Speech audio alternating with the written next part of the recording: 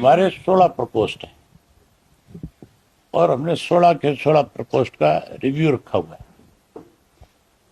8 प्रकोष्ठों की बैठक हो चुकी है और इन बैठक के अंदर जिस इशू को लेकर के चर्चा है करते हैं हमें और जो आगे जिम्मेवारी लगा रहे हैं, हमने प्रकोष्ठों के संयोजक जब बनाए थे तो उनकी एक जिम्मेवारी ये लगाई थी कि आप लोग इसको हल्का के स्तर पे संगठन को खड़ा करने का काम करो। और अब हल्के के स्तर पे हमारा संगठन सब प्रकोष्ठों का बन गया। मैं इस चीज के लिए हमारे प्रकोष्ठों के संयोजक है उनको बधाई भी दी है मैंने।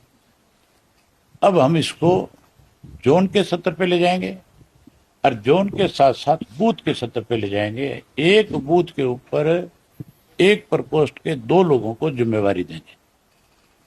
उन 2 लोगों की जिनको जिम्मेवारी देंगे उनको नाम, उनका नंबर, उनका एड्रेस, सारी चीजें हमारे ऑफिस के पास होगी। जो भी सरकार की बेकायदगी होगी ऑफिस की तरफ से उन तक वो जानकारी दी जाएगी। जो भी पार्टी का प्रोग्राम होगा उनको दिया जाएगा और वो फिर आगे आम लोगों में अपने अपने बूथ के ऊपर बैठ करके चर्चा करेंगे। 14 तारीख को 14 जून को महिला सम्मेलन कर रहे हैं। हमारे महिला सम्मेलन में जिस तरह का उत्साह हमारे सारे कार्यकर्ताओं ने, पार्टी के पदाधिकारियों में है, महिलाओं की मैंने बैठक करी थी, उसमें सैकड़ों की संख्या में महिलाएं आई थी, जो हल्के की अध्यक्ष भी थी और उसके साथ राष्ट्र की प्रदेश कार्यकारिणी की भी सदस्य थी, प्रदेश की जो अलग अलग पदों पे थी वो भी थी। उनमें बहुत उत्साह था और जिस तरह से रिस्पॉन्स आया सबका, अब तक मैं कह सकता हूं कि 50,000 से ज्यादा महिलाएं उस सम्मेलन में भाग लेंगे।